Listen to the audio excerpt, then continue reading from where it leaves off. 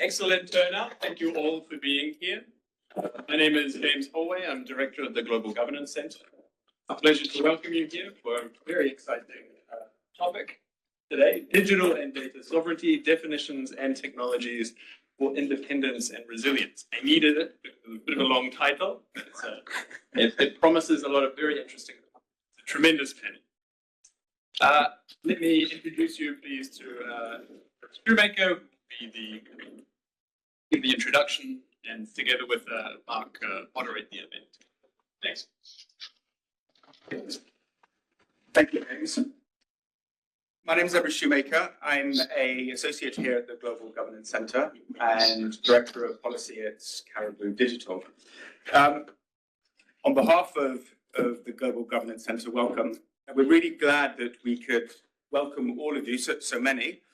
We also have close to 70 registered online, so it's a topic, as James said, it's attracting a lot of interest.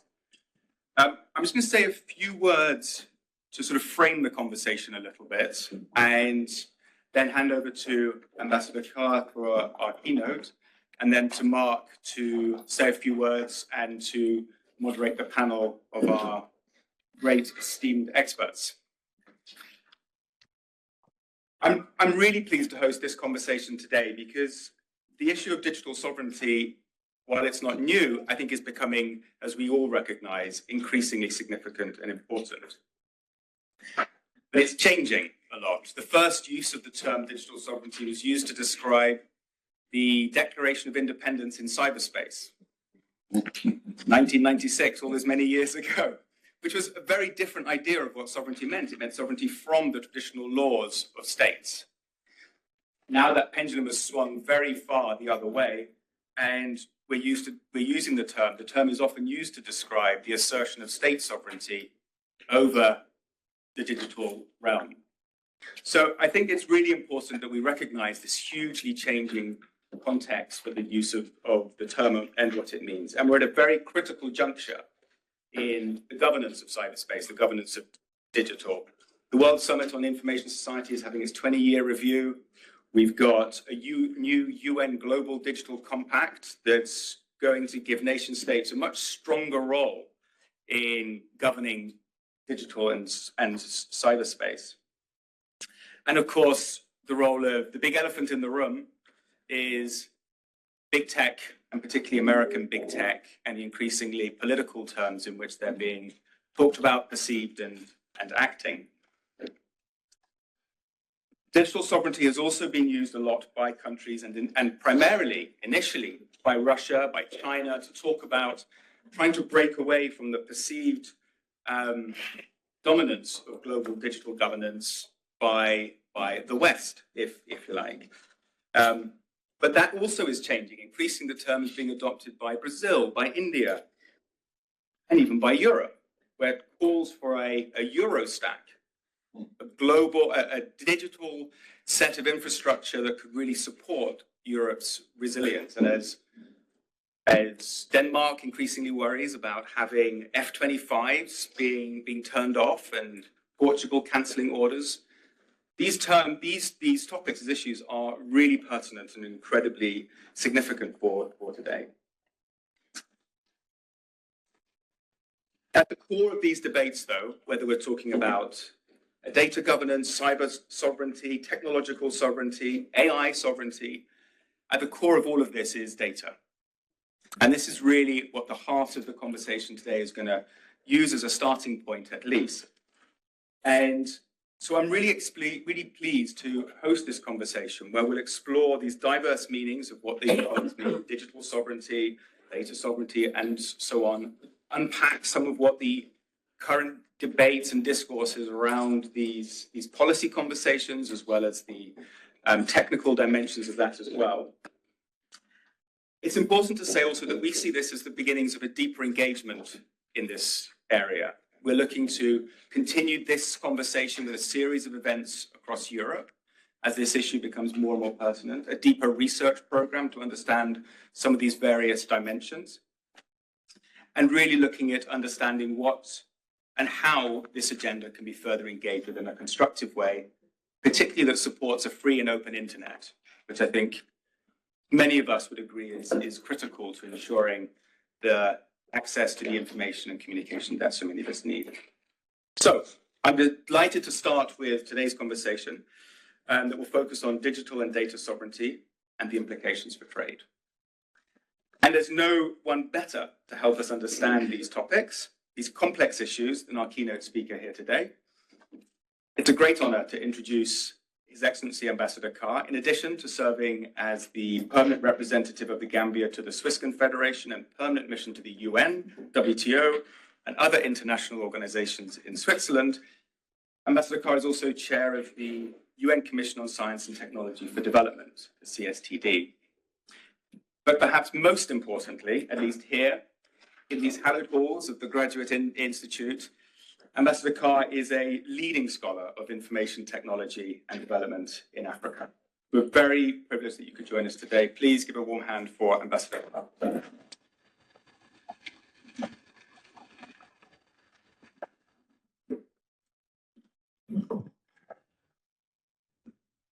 Good afternoon. Thank you so much for that very insightful and contextual introduction to this very important topic. As you mentioned lastly, the most important point here for me is the role I play as the chair of the UN Commission for Science, Technology for Development. A very important UN body. And some of you in the room were at the last ministerial when we embarked on the journey to make data governance relevant and important in the changing geopolitics and evolving AI and related. I chaired that session within the STI track, where we embarked on very, very challenging negotiations to set up a working group on data governance. At the end of the day, we were able to converge reasonably to agree to recommend as a collective to start with a working group on data governance. That was taken to the UN, to the ECOSOC, that supported it, and not only supported it, but recommended it to the General Assembly.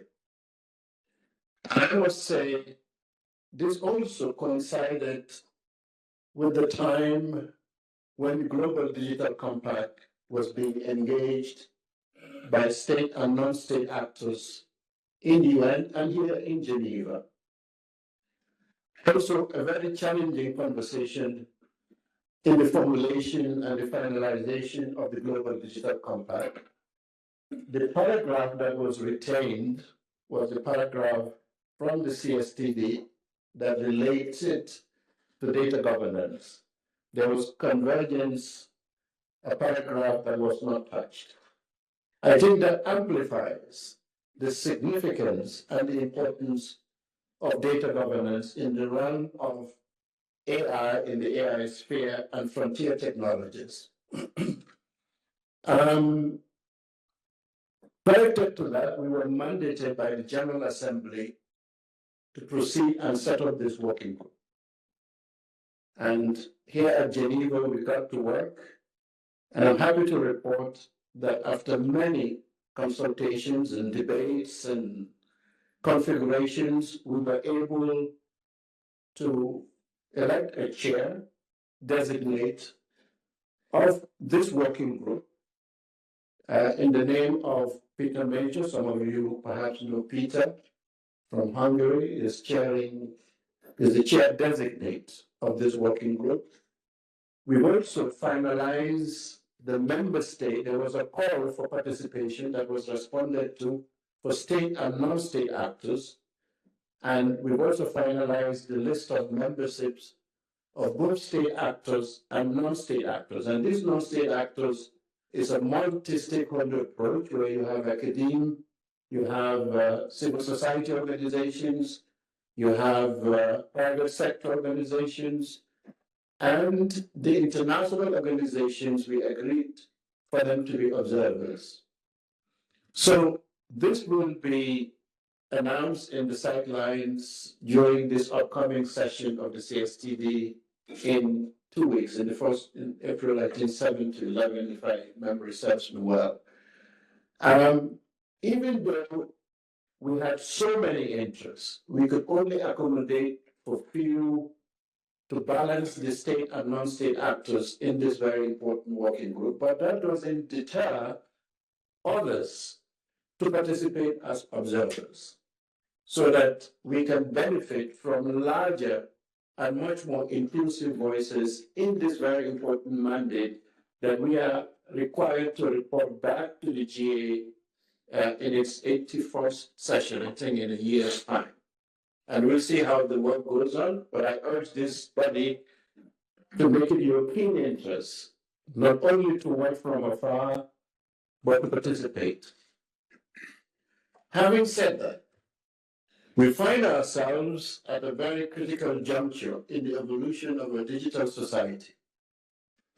Indeed, a pivotal moment in our history, as alluded during the introduction, where the continuing advancements in technologies intersects with profound shifts in global geopolitics, which now is not a daily occurrence, but a minute-by-minute occurrence with lots of uncertainties that requires us to remain focused and not be emotionally wrapped to panic. Our topic, digital and data sovereignty, definitions and technologies for independence and resilience, could not be more timely or critical. It is a new moment when our ability to govern our digital systems and manage our data is not only a matter of technological progress, but also a fundamental aspect of our independence and dignity. Very important. As our private lives becomes increasingly enmeshed with digital systems, of course, the question of who controls data, how it is collected, how it is stored, and how is it used has never been more urgent. In our current times of rapid digitalization, we're presented with a complex dilemma.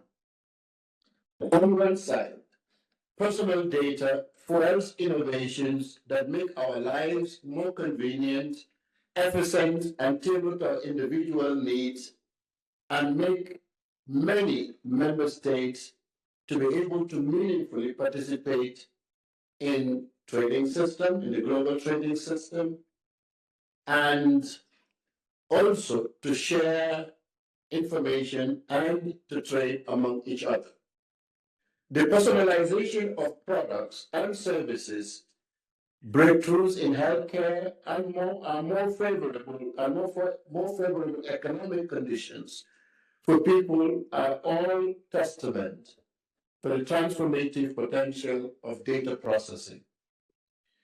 When sensitive personal information is willingly shared for the sake of advancing research or enhancing public health policies, society as a whole can reap significant benefits. These advancements are tangible, they are measurable, and they are deeply woven into the fabric of our modern lives. Yet, alongside these benefits lies a compelling and equally important vision. What is that? The right of individuals, groups, and communities to maintain control over their own data. There's a whole lot to unpack on that. This right is not an abstract idea. It represents a commitment to ensuring that data which increasingly steers vast aspects of our lives, remains under the control of those to whom it inherently belongs. And here's something to unpack as we charge forward. This duality between the promise of technological progress and the imperative of personal and collective autonomy is at the heart of the concept of data sovereignty. It challenges all of us to reconcile the benefits of data-driven innovation with the equally critical need of self-determination over information. I often hear many today, and perhaps some in the room, buying into the narrative that data is the new oil. Yes, exactly that. And digital infrastructure is the backbone of modern economies, governance, and societal well-being. Yes, that. The other one is an Yet, as the world becomes increasingly interconnected, the question of who controls data, how it is used, and which benefits from it has emerged as a defining challenge of our time. Digital and data sovereignty is no longer a technical or legal issue, I submit. It is a geopolitical imperative. I must say, contrary to the view that data is the new oil, as perhaps you can figure from my own cynicism, I think not. And maybe some of you do think otherwise, but personally, I think not. Data, in my view, is more valuable than oil.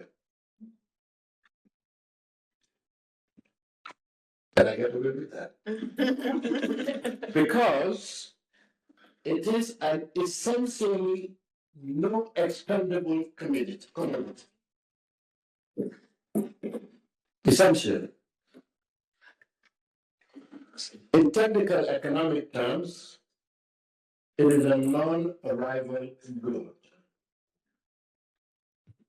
One person's use does not limit anyone else's.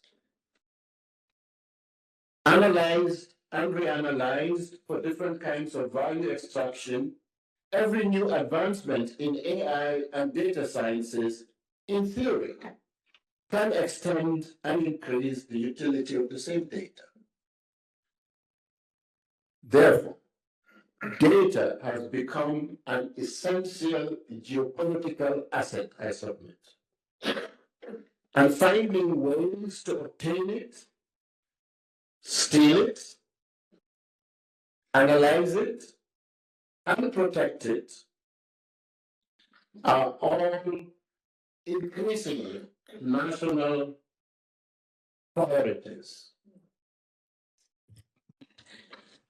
The strategic value of data in the global digital commons, particularly for our citizens, has our government intelligence agencies to take more seriously activities on social media and messaging platforms, as well as electronic commerce, digital trade, and other sources.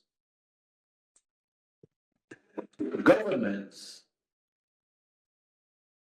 now can show appetite that the profit surveillances of the profit surveillance capitalism have for data.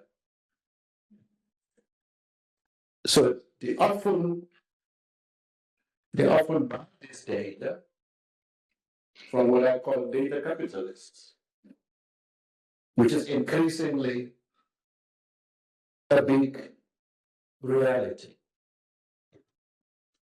We're surrounded by technologies such as IoTs, that connects billions, if not millions of devices and make them transmitters, content creators, recipients of data, everything from the increasing electric cars to household items that are connected. These have been put into the geopolitical vortex. So, with that backdrop, let me define digital and data sovereignty. At its core, digital sovereignty refers to a country's or entity's ability to exercise control over its digital infrastructure, technologies, and data flows. It encompasses the capacity to protect critical systems while ensuring privacy and foster innovation without undue external influences.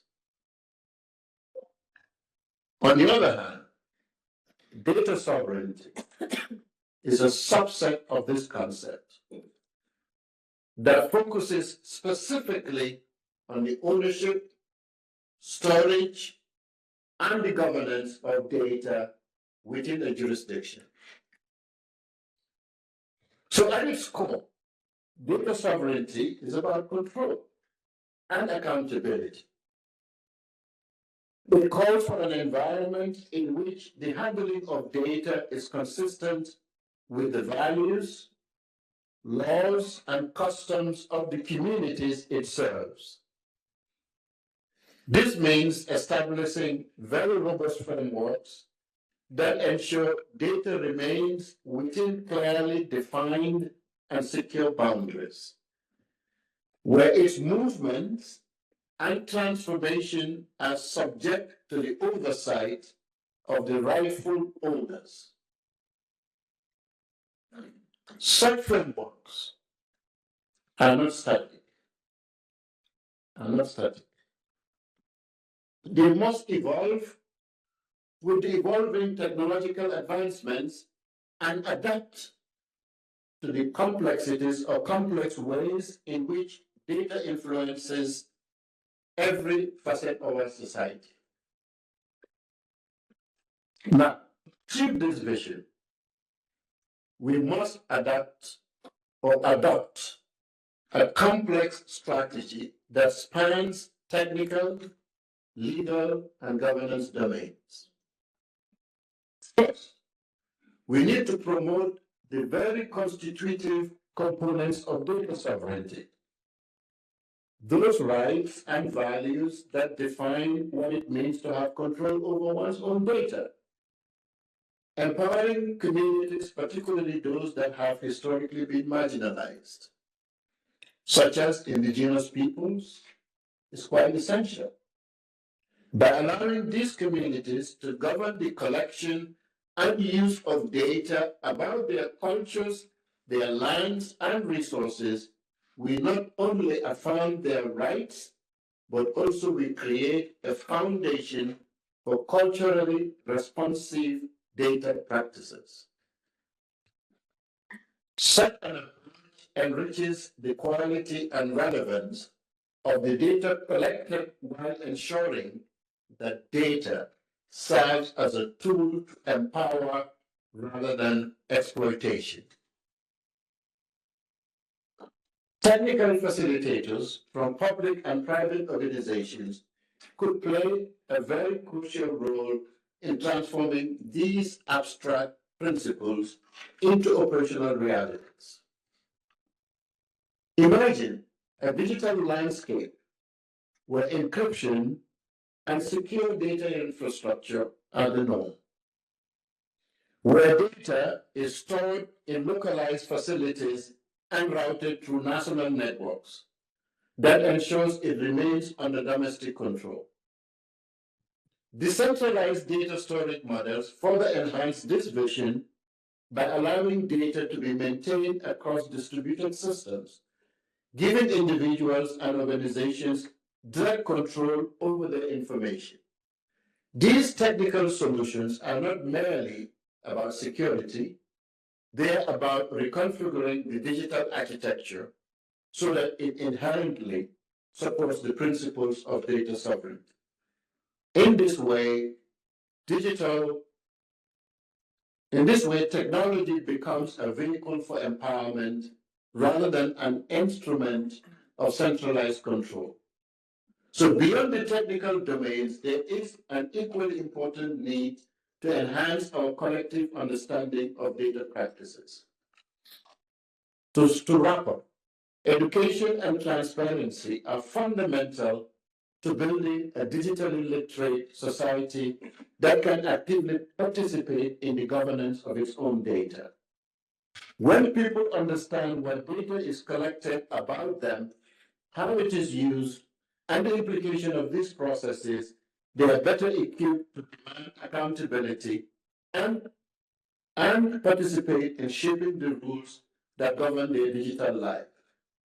So public awareness, initiatives, and clear transparency policies can transform passive data collection into an informed dialogue, ensuring that the use of data is a matter of public consent and ongoing oversight. Legal frameworks, too, are indispensable in this pursuit. The laws that govern data must not only protect privacy, but also ensure that data remains within the jurisdiction of the community or nations to which it belongs.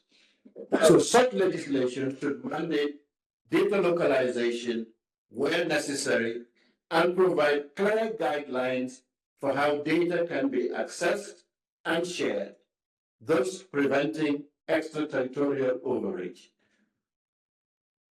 Let me conclude.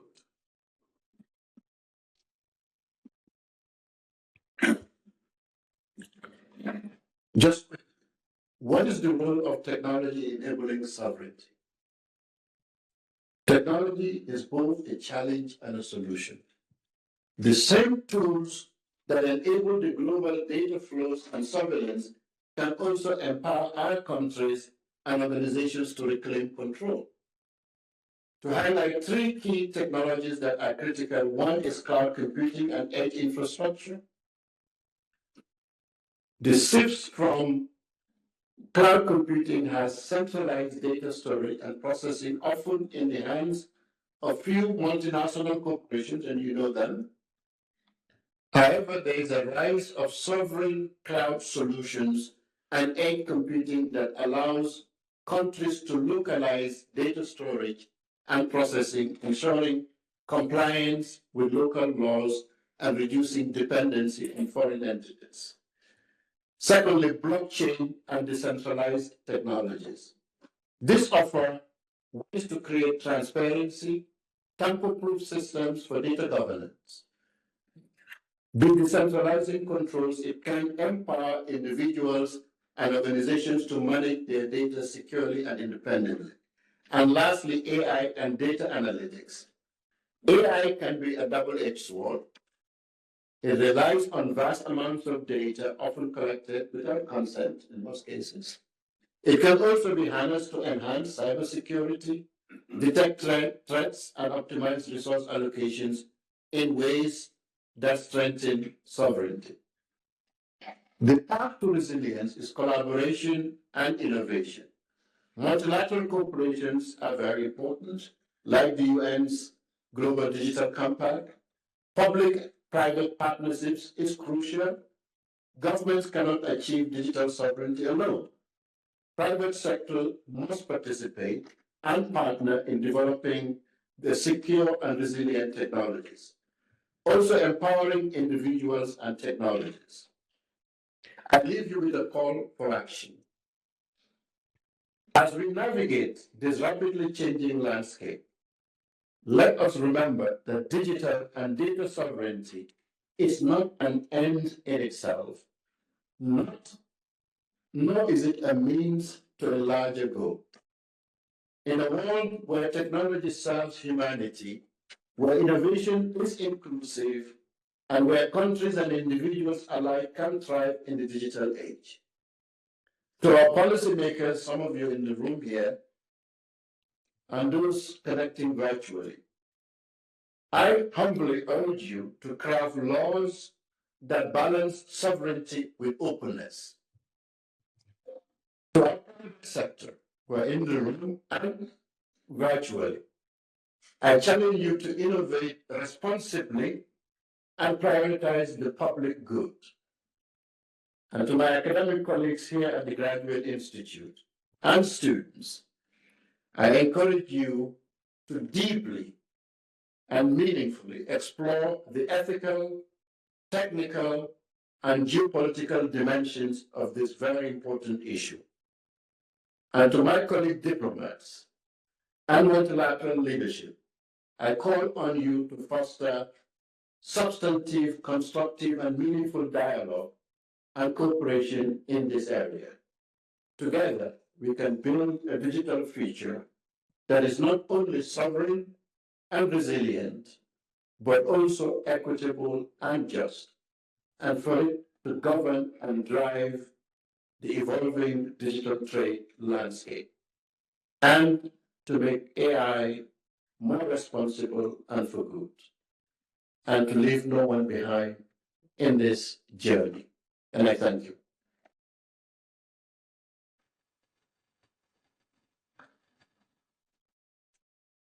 Thank you, Ambassador, for deeply insightful, powerful words that I think leave us all with a sense of the mission ahead of us. I'm going to hand over now to our panel, and we're going to move to questions after our panel, but I'm so glad that there's so much interest in continuing the conversation. As we're moving towards the panel format, let me just say two things quickly. We're recording the session purely for the ability to get a transcript from the conversation, but the conversation is really being held under Chatham House. So nothing that's said here we request be attributed to any one person. And that also goes for those online as well. Obviously, that's harder to enforce, but we request those listening in to be mindful of the Chatham House format that we're sticking to. I'm now going to hand over to Mark, who's going to introduce the panel and take us through to the Q&A part of the session. Thank you, Ernest. Good morning or good afternoon. I guess probably. My name is Mark Scott. I'm a senior resident fellow at the United Council's Democracy and Tech Initiative, based in London. Thank you so much, Ambassador Carr, for your intervention this morning. I'm going to be moderating the next side of the panel, and to our people online, thank you for joining us wherever you may be. A lot of the conversation we will be having over the next hour builds on what the ambassador talked about, particularly in terms of how we're framing data governance, digital sovereignty in an increasingly interesting geopolitical context, let's put it that way. What I'm going to be doing is asking all our panelists to do a quick chat on their area of expertise, and then open up to Q&A both for the panel itself and hopefully for those in the room. As Emma mentioned, this is Chatham House rules. There are no stupid questions. We'll love to take any questions you may have for us to really unpick some of these topics. So, Niha, I'm going to put you on the spot first. Unfortunately, you need to go first. The floor is yours. Thank you very much. Good afternoon, everyone. A big thank you to MBs and the Global Governance Center for making me a part of such a great panel. So I've been asked to talk a little bit about this topic from the context of trade, so which makes me a little bit of an outsider in the room, I believe, because most people don't really connect these topics as much. But what I'm going to do in the next few minutes is to talk a little bit about why this matters to trade, what is the role of data in trade.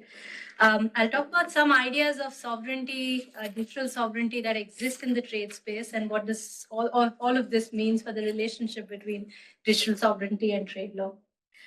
So as many of you might be aware, cross-border data flows, and Ambassador Carr also mentioned it, is at the heart of the digital economy.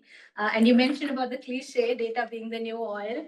And we can have a debate about that, of course. But what is definitely true is that that data is constitutive of the digital economy as a core asset, as a core infrastructure, which is underlying our digital world.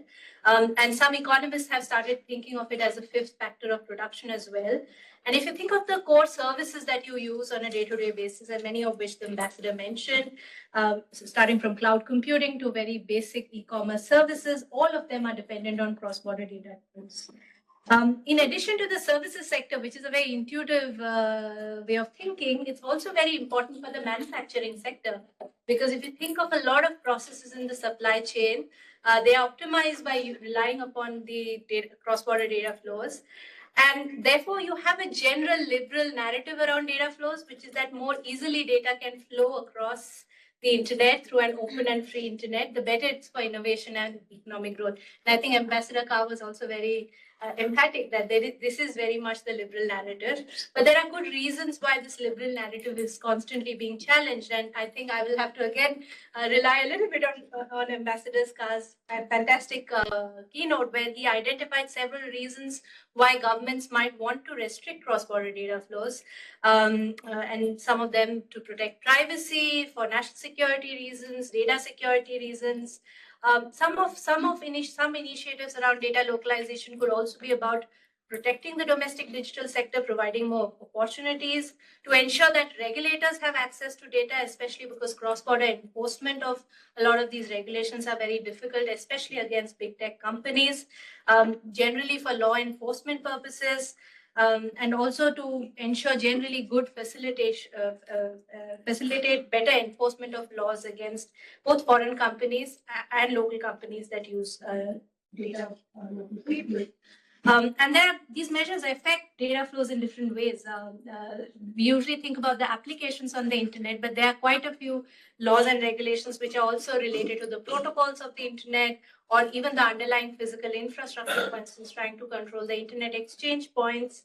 I'll add another thing to this complication, which is that when we think of data governance, we first, of course, intuitively think about what states are doing. But in addition to that, there are several other instruments and initiatives outside of what states do, which also matter to data governance, including non-state entities, standard-setting organizations, and even global organizations. So it is quite a messy picture.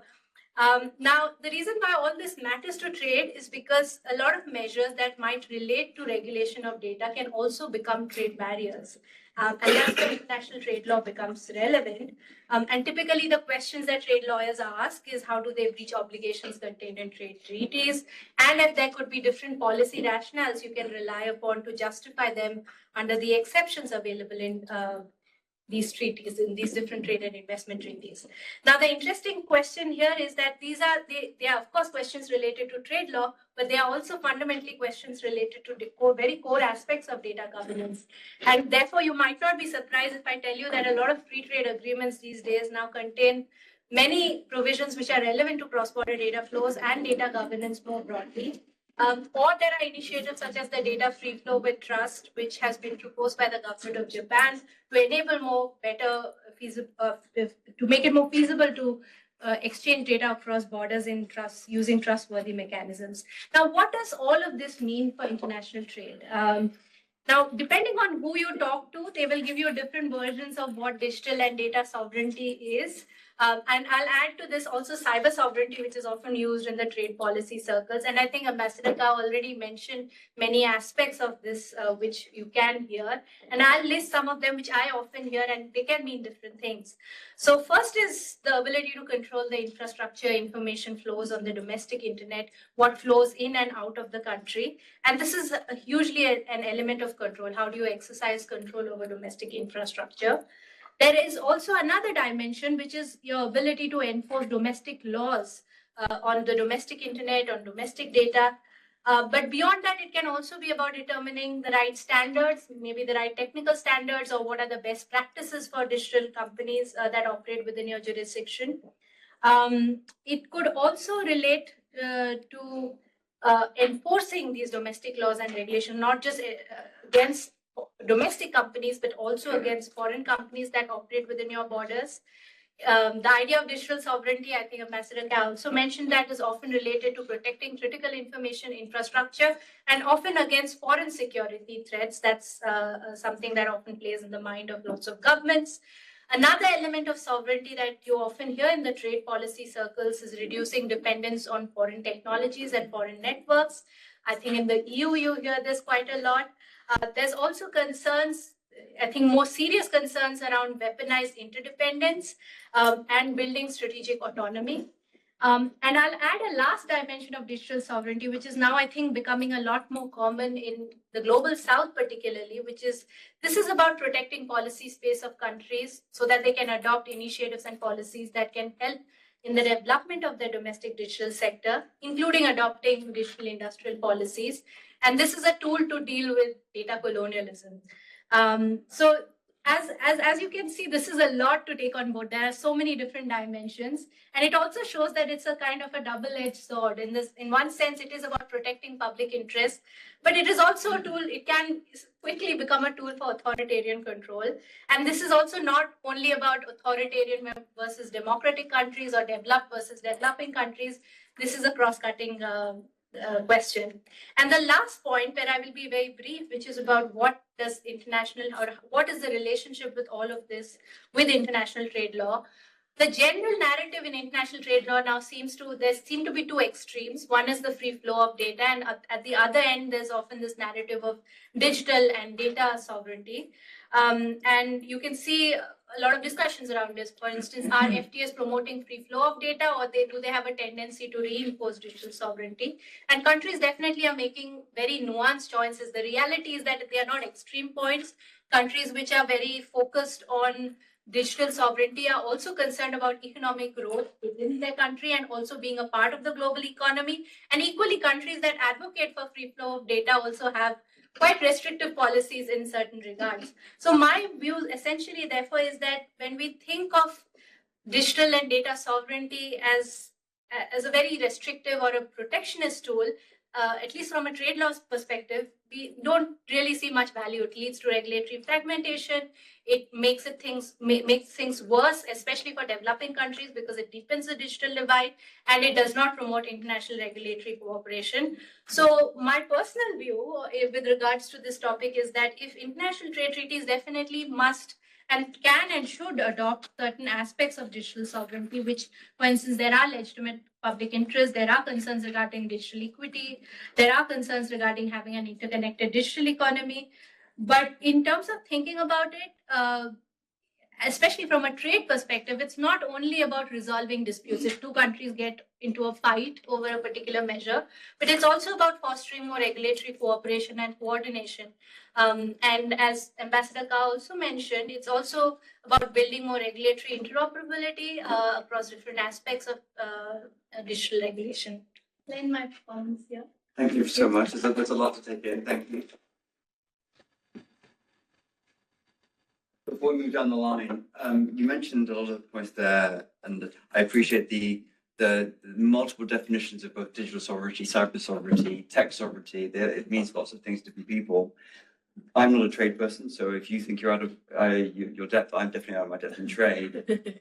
But even I, as a newbie to this space, at least on the trade side, realized that we were in interesting and potentially difficult times.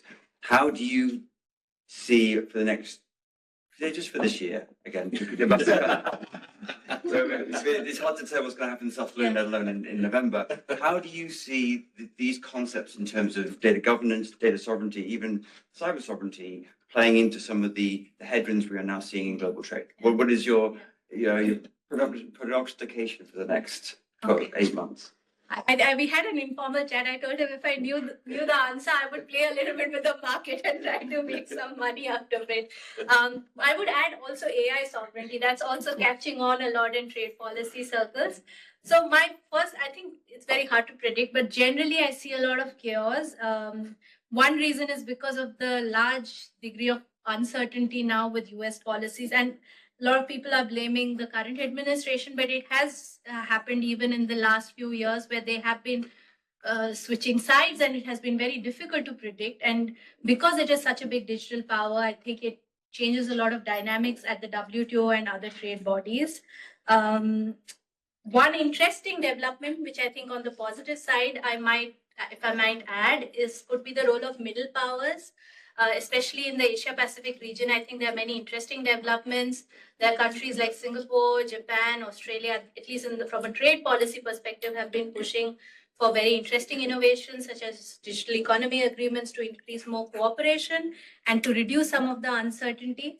And I think the third thing I would add is I'm a little concerned about the impact on LDCs and developing countries because of this ongoing clash around sovereignty, which is making it even harder for them to bridge all forms of divides, digital, AI, whatever, quantum computing, whichever kind of divide you want to think of. And I think that might make the indicators, the digital gap or digital divide indicators might start looking worse, I think, towards the end of the year.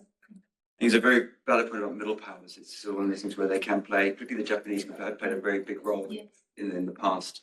Now, we structured this conversation sort of start with the broad topic and progressively get into certain areas.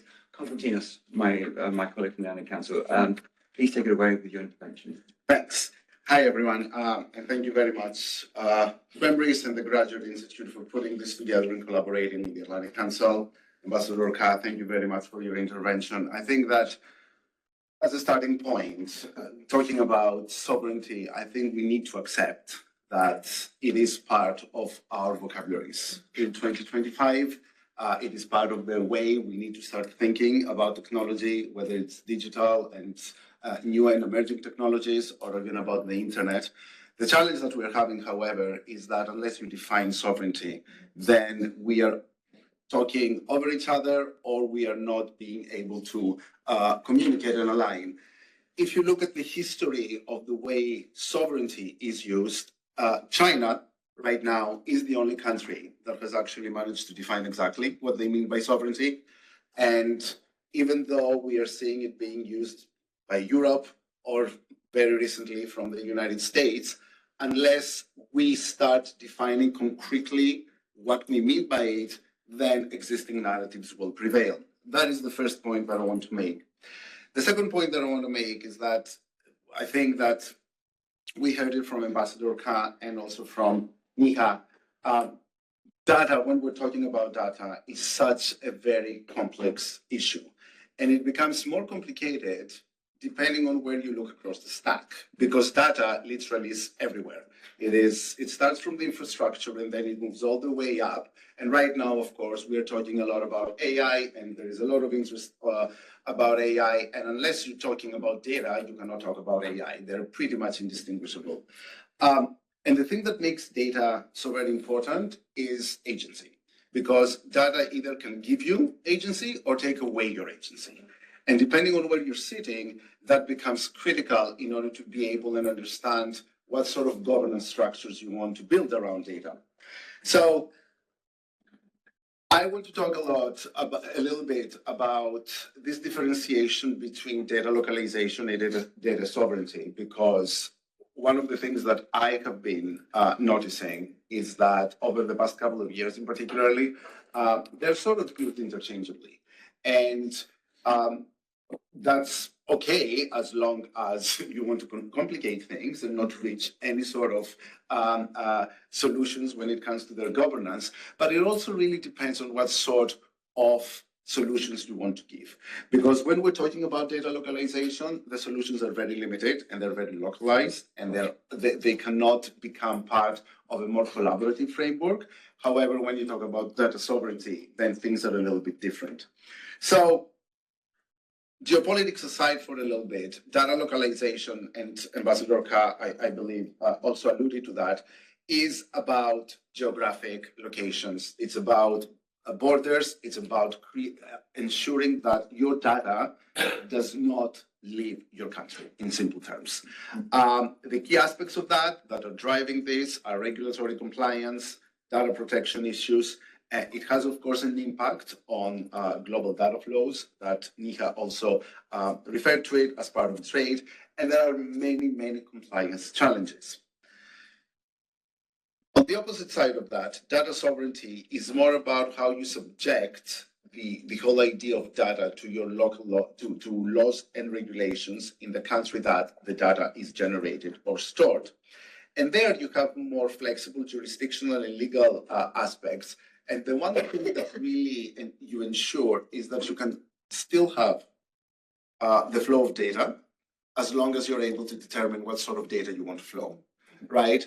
So a couple of years ago in Europe, we had a huge debate where you had the GDPR and a lot of people were freaking out because they were like, oh my God, Europe is localizing data. But there we were talking about personal data, and personal data under privacy laws can be stored and localized without really affecting the way trade is being done, the way even the internet works. But then you also had, there was an attempt at least, to push it through data governance structures that they wanted to localize commercial data. And that would have created huge compliance problems. It would have complicated trade. And actually, part of what we're seeing right now with all the tariffs, if you extend it, it would have also led to some of those similar results. So the internet needs, well, if you're looking for economic growth, if you're looking for innovation, we know from history and from the past 20 years of doing the internet that you need open networks and you need open systems. Open networks and open systems do not mean what some technology companies have made us to believe, right? And I want to be very, very clear about that. The fact that currently there is so much conversation about the role of big technology companies is very simple because those very big technology companies took advantage of some of the properties of the internet to become what they have become. And then, to use another term du jour, surveillance capitalism, they have actually have been extracting data and they have been feeding their systems in order to be able and only make money. That is the simple reason, and I know that a lot of you relate to that. And one of the things that we have been hearing consistently, especially from the countries in the global south, is that we are tired of having our data being extracted and not give us back anything.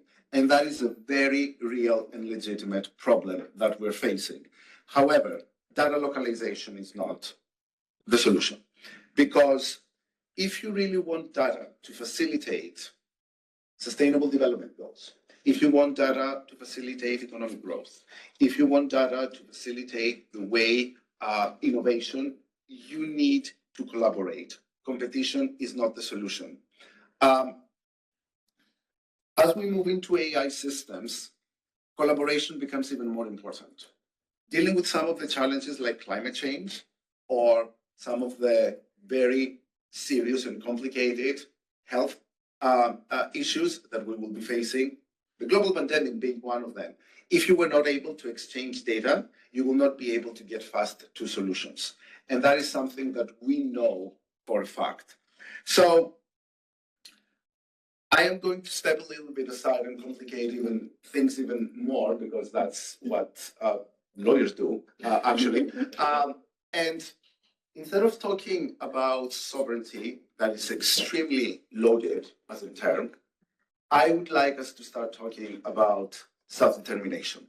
Because self-determination, especially when it comes to data, has this ability and incorporates the idea of autonomy without being exclusionary. And I will stop at that. Constance, this time I thought we had enough terms, you've had another one, so thank you for that. Can I just go back to your point around collaboration, particularly when it comes to AI systems?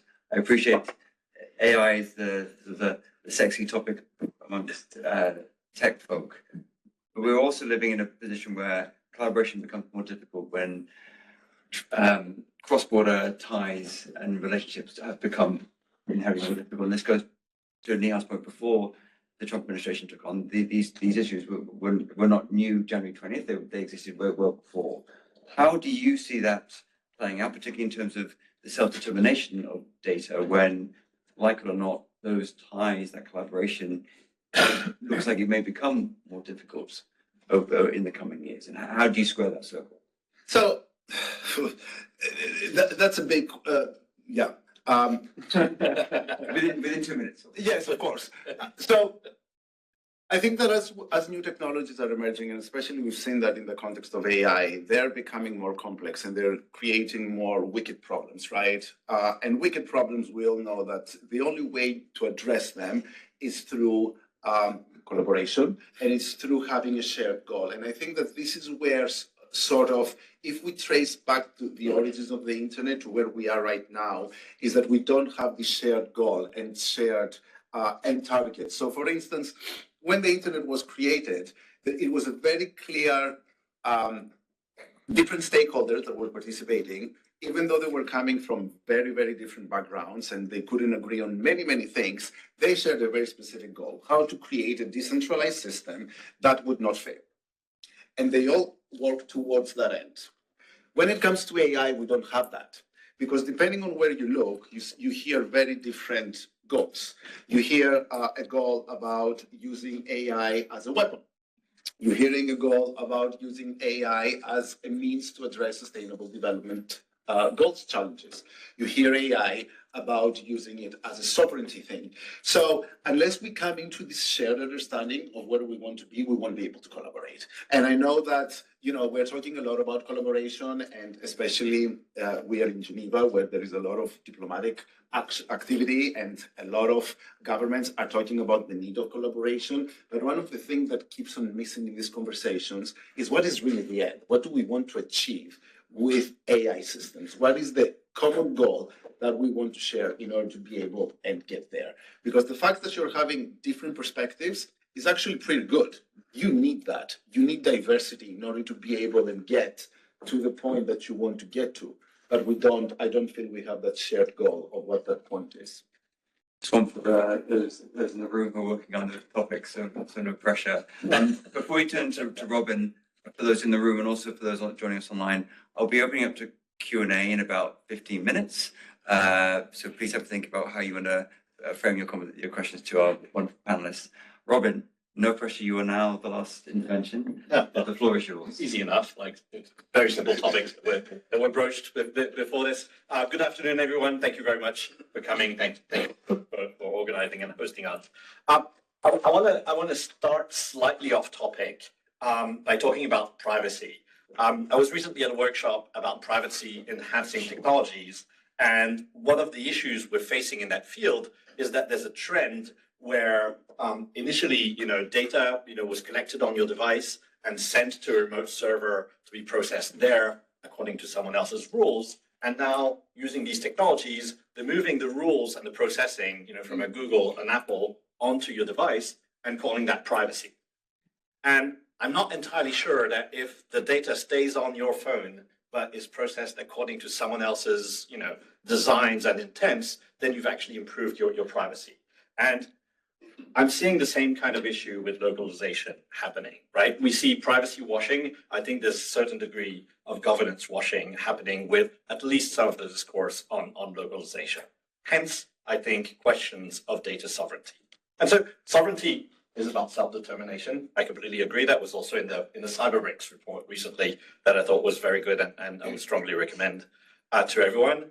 But self-determination in this context needs to be understood as something that is much more than just the state. It's much more than just the law and state level regulations. People make many decisions, build many rule systems that are not decided by the law, but that are ordered in different ways. And those decisions, those rules, are decisions of sovereign people.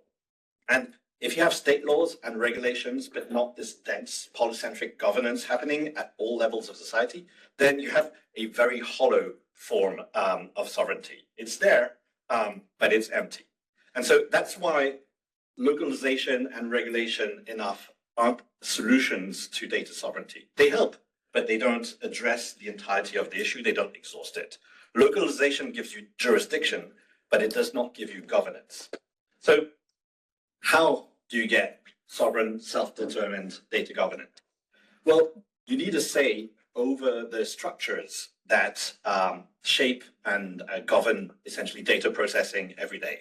And again, not just at the state level, but at every level at which that processing happens. And that's a lot, as we've mentioned several times.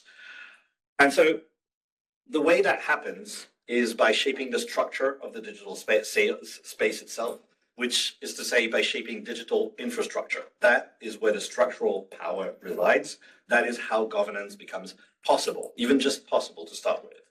And so, digital infrastructure decides who sets the rules. I want to take a small pause here and go a little bit more deeply into what infrastructure is. I've been in a lot of conversations around infrastructure recently. As mentioned, in Europe, it's a big topic these days, and people tend to have wrong or limited intuitions as to what constitutes infrastructure in the digital space. You say digital infrastructure, and people are like, "Oh yeah, connectivity, data centers. That's about it, right?" Well, not exactly. I think if we want to have a principled approach to infrastructure, we need criteria based on which to determine what is infrastructure and what isn't, because that allows us to decide how to govern, what to build. And so I think there are three primary criteria that go into defining something as infrastructural, whether it's a physical system or a digital system, it doesn't really matter. First, it needs to be hard to replace. And certainly, I mean, if you look at a dam or road system, that's obviously hard to replace. It's hard to build a second one of them, right? Sometimes because of cost. Also because if you want a second road system, are you going to put it on top of the first? That's not extremely clear, right? In the digital space, some things can be hard to replace for art because of other factors. For instance, network effects. If everyone's using, I've been talking to a number of people who are trying to get rid of WhatsApp at large scales, and unless you can move everyone off of it at the same time, then you're not going to succeed in building a second system. So that's the first criterion, right? The second criterion is something is infrastructural if it has a great diversity of downstream users. If it's something that's only used for one function, one sector of society, it's not going to have structuring power over that world, right? Because the people who use it or that very narrow function are typically going to be able to organize and push back and to provide countervailing forces. But if it's something that influences a great diversity of users, just like a road system does, then you're going to get the tourist industry and the freight industry, and then people just driving it to visit family, all of them working together to provide countervailing power. And that dispersal is also the source of a lot of positive externalities, which means that when you control infrastructure, you control a lot of positive externalities, which allows you to shift the balance in society. And third, a system is infrastructural if it sets rules, which means it's actually a governed system, and people who use the infrastructure are therefore, in a sense, vulnerable to decisions of the infrastructure operator. And so when you have these three things, you have a system that is properly infrastructural. And that means that it is that trying to achieve digital infrastructural sovereignty at all levels is strategic and complex, because you're dealing not just with data centers, not just with connectivity, but with advertising networks and browsers and operating systems and search and social media and a whole host of other things, open source. It's a huge world out there. And so it feels very hard to move into that space. And this tends to go, much beyond typical visions of DPI that have often narrowed the field down. This obviously would benefit from international cooperation in many ways. So I'm not going to lay out a full strategy for how to do digital sovereignty, even just in the data space. I've only been invited to talk for 15 minutes, and ideally less. So this is not an 8-hour lecture, and I shall try to keep it short. But I think three things are worth bringing forward in this specific context. The first is really to keep in mind that public governance over infrastructure is not the same thing as state governance over infrastructure. And it's really important to facilitate stakeholder governance. We've shifted away from stakeholder governance in all digital spaces because we've been stuck in this world of voluntary standards that doesn't do enough and that doesn't provide sufficient power to actually run infrastructure in good ways. And so I think with that in mind, we need a new generation of standards that goes beyond just rubber stamp and forget, but includes continued enforceable stakeholder governance, perhaps with the state as an enforcer of last resort. the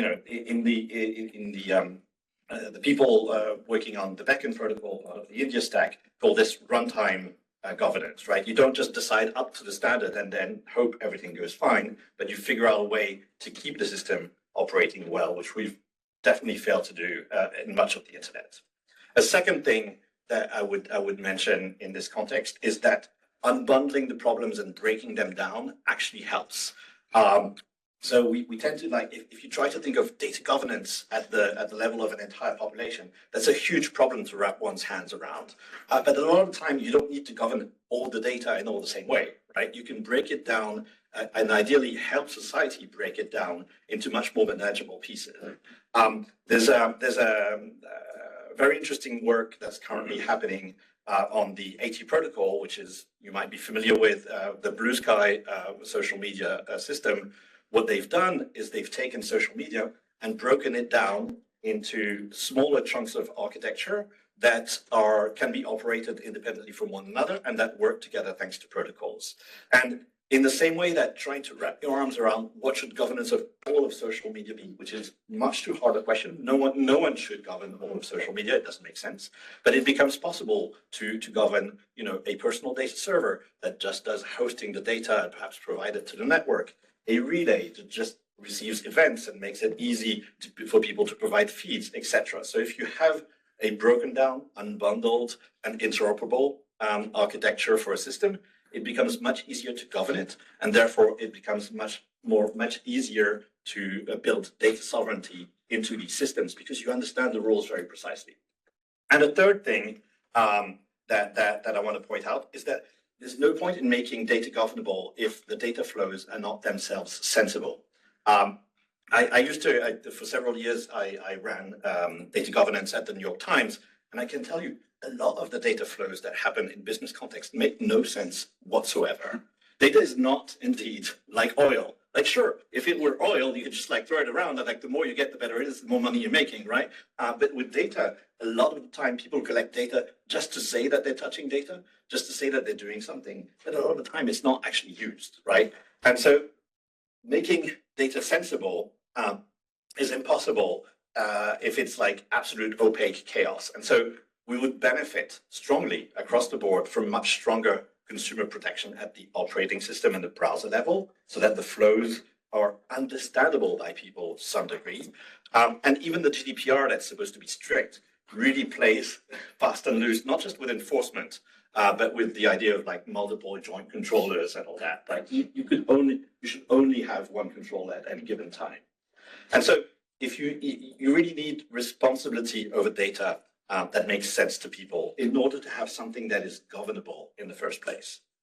And so to conclude, sovereignty isn't just about states, but it's about self-determination at all levels of society. And importantly, I think others have said the same thing. We're all in finance agreement on this, I believe. Importantly, it's not about isolation. On the contrary, these problems, solving data governance at a global scale, managing to achieve data sovereignty at a planetary scale, really requires figuring out this digital infrastructure problem for everyone. And these are very challenging, but also very promising issues. And they require greater transnational cooperation to succeed. That's what projects like we mentioned in Europe, Eurostack, but this should extend well beyond Europe, or other projects like Free Off Feeds that are doing this for social media are trying to achieve. And I really think that if we abandon this habit that many of us have fallen into of begging powerful, hostile companies for change, if we run the digital sphere ourselves by cooperating to govern sovereign infrastructure, then we might have something that we've stopped hoping is possible, which is a good internet. Thank you.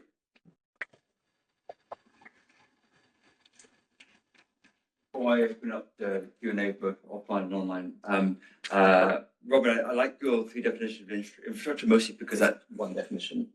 So, it gets complicated very quickly. Mostly because, when I was flying over from London this morning, many of the services that I was using on my phone could fit in that structure. So I think it's a really interesting way of moving away from the data center model. I'm a very practical person, although maybe my wife wouldn't say so. And so I'd like you to give us an example. Not here. Yeah. So I would like to give us a sense of what that looks like in terms of if we're trying to make this sort of having consumer protection at a sort of operating level, unbundling the problems to make progress in small steps. Give us an example. What would that look like in the short term? How would we do that? You mean how would we get from where we are to where Yes, we give us, yeah. what would it look like? I mean, I think in order to get to that from where we are, I think we would benefit strongly from establishing what the strategy is above all these things. So we tend to like, even though I do think we should unbundle the problems, we should have a shared set of principles and a shared strategy for how to approach them. So instead of like everyone picking up, oh, this is social media, I've got to do the DSA. Oh, this is, maybe open source, I'm going to do the sovereign tech agency in this corner. We should have a shared strategy across the board for how to do sovereign digital infrastructure, including all the problems. But I wouldn't spend more than 6 months working on that, right? It would have to be a very short, very decisive set of strategies, and then breaking that space into like smaller chunks that themselves can then, by convening industry, convening society, civil society for each vertical, figure out all the details. And that is basically what the Eurostack project has begun doing, but there's no reason to restrict it to Europe. And you suggest doing that at a national, regional, transnational level? At any level that is applicable, I think transnational makes a lot of sense. Doesn't mean everyone has to be around that table, but with a sufficiently interested group, we could. Well, thank you to the speakers for your intervention. I really appreciate that.